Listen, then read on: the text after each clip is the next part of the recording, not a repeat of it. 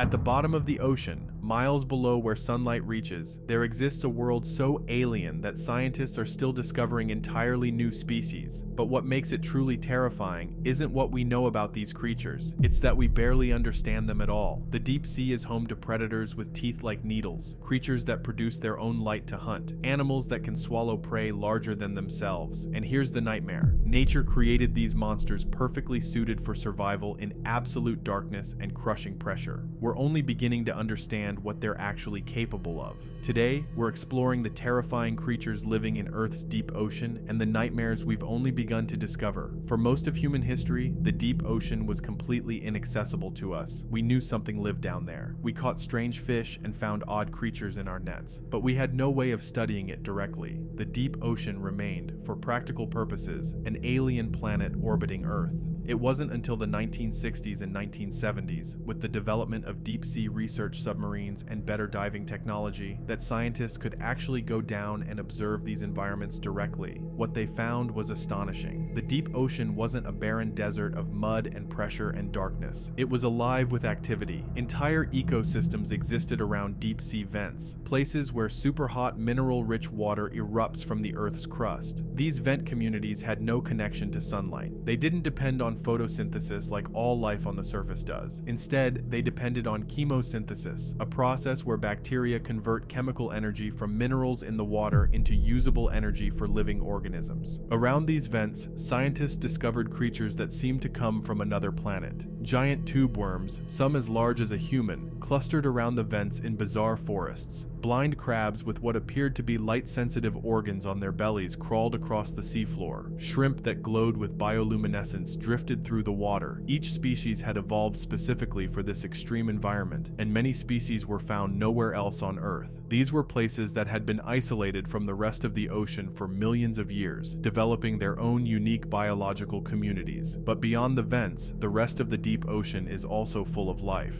Fish with enormous mouths and sharp teeth glide through the water. Creatures with bioluminescent organs create lights in the darkness for communication and hunting. Snails with iron-based shells live on the seafloor, the only known animals to use iron as a structural material. Corals with no need for sunlight grow slowly on the bottom, creating structures that can be thousands of years old. Sponges filter the water, and many organisms feed on the rain of organic debris that falls from the surface waters above, a constant shower of death and decay that provides the main source of food in a world where sunlight never reaches. The deep ocean is stable in ways that surface ecosystems are not. Temperatures change very little. Pressure is constant and crushing. The food supply is limited but predictable. Organisms down there have evolved very specifically for these conditions. They're adapted to survive in one of the most extreme environments on the planet. Many have slow metabolisms and reproduce slowly. Population sizes are often small. This stability and the slow pace of life means that deep-sea communities have been perfecting their hunting strategies for millions of years. The creatures that live here are not primitive or underdeveloped. They are exquisitely tuned predators and survivors. One of the first deep-sea nightmares scientists encountered was the fangtooth fish. When researchers first brought specimens back to the surface, they were genuinely unsettling. The fangtooth fish has teeth so large that they don't fit inside its mouth. Two enormous fangs jut out from its lower jaw, piercing through sockets in its upper jaw. These teeth are wickedly sharp and designed for one purpose: piercing the bodies of prey. The fangtooth fish lives at depths between 600 and 6,500 feet below the surface. At these depths, there is no sunlight whatsoever. Total darkness is absolute. Yet the fangtooth fish hunts effectively in this environment. Its body is entirely black, blending perfectly with the surrounding water. Its eyes, though small,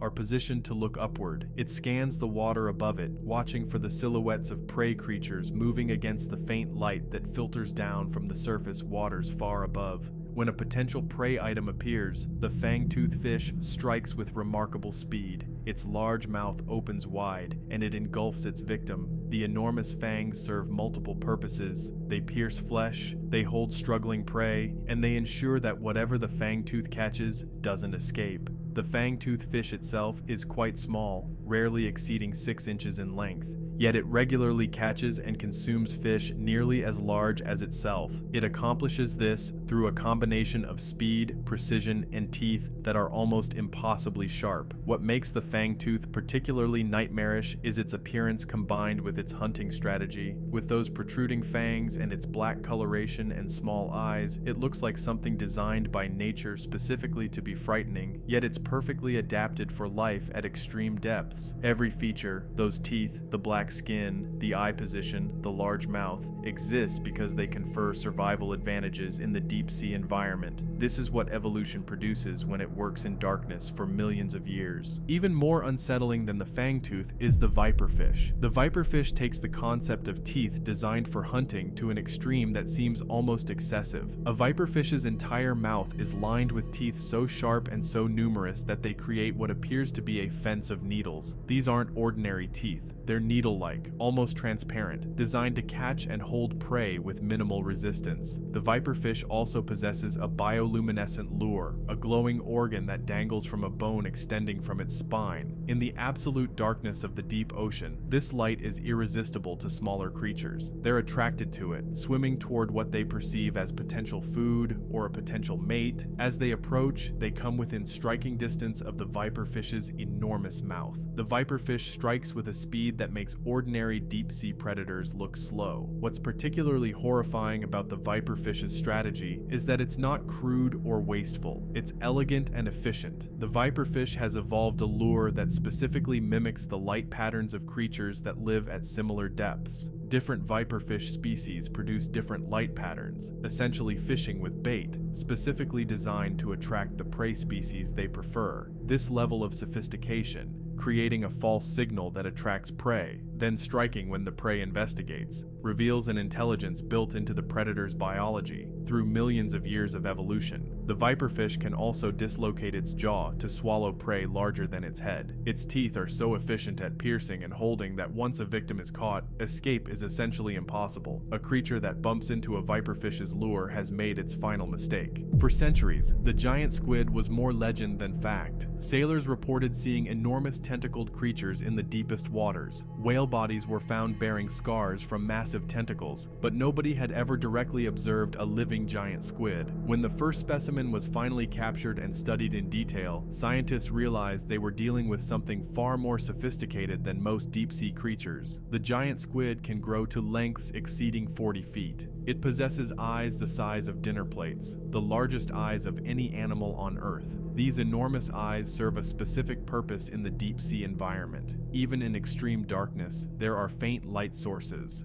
bioluminescent organisms, the rare shaft of sunlight from the farthest depths. With eyes this large, the giant squid can see things that other deep-sea creatures cannot. It can hunt with a level of vision that seems impossible at these depths. The giant squid's tentacles are lined with suckers that can grip and hold prey with tremendous force. It hunts large fish and smaller squid species. When it attacks, it moves with speed that belies its massive size. A giant squid can accelerate rapidly and strike with precision. It wraps its tentacles around prey, holding them fast. The suckers create a grip so powerful that prey has virtually no chance of escape. What makes the giant squid particularly nightmarish compared to smaller deep-sea predators is its intelligent cephalopods. The group that includes squid are among the most intelligent invertebrate animals on Earth. They have complex nervous systems. They demonstrate problem-solving abilities. They show evidence of learning. A giant squid isn't just a reflexive predator operating on instinct, it's an intelligent hunter using sophisticated strategies to locate and capture prey in an environment where most creatures rely purely on reflexes and instinct. Scientists have only observed giant squid in the wild a handful of times. Most knowledge about them comes from studying specimens that have washed up on beaches or been found in whale stomachs. The fact that we know so little about an animal this large and this intelligent, in spite of the fact that it likely hunts near the surface at night before descending during the day, speaks to how little we understand about what lives in the deep ocean. If the giant squid represents intelligent predation, the colossal squid represents predation taken to an extreme. The colossal squid is even larger than its giant squid cousin. Specimens have been found exceeding 45 feet in length, with some estimates suggesting they might grow even larger. With a body this massive and hunting in an environment where food is scarce, the colossal squid represents nature's answer to a specific ecological challenge. How do you survive as an apex predator when prey is limited and far between?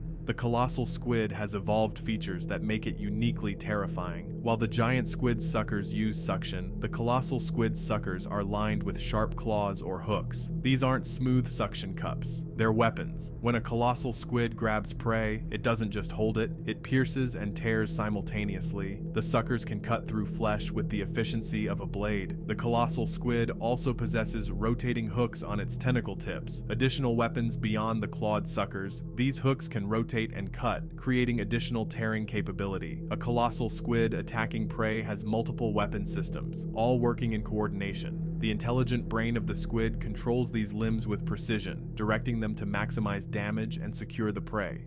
Perhaps most disturbing is that the colossal squid hunts sperm whales. Sperm whales are the largest toothed whales on Earth, animals weighing up to 60 tons. They dive to extreme depths hunting squid, and in those depths, they encounter colossal squid. The confrontations between these two apex predators are so violent and so brutal that whale bodies are regularly found covered in sucker marks and wounds from colossal squid tentacles. The whales win these encounters sometimes, but sometimes the squid wins. We have almost never observed these encounters directly. What we know about them comes from studying whale corpses and the marks they bear. The violence must be extraordinary. Two massive, intelligent predators fighting in complete darkness, each trying to kill the other. This is not a gentle ecosystem. This is nature at its most primal and most terrifying. Deep in the ocean, at depths between 3,000 and 6,000 feet, lives a creature so adapted to scarcity that it seems almost alien. The gulper eel has evolved a hunting strategy based on a simple principle. When food is rare and unpredictable, you must be able to consume large meals whenever they appear. To accomplish this, the gulper eel has a mouth that can open to an angle of 120 degrees. The mouth is so large relative to the body that the gulper eel can swallow prey nearly as large as itself.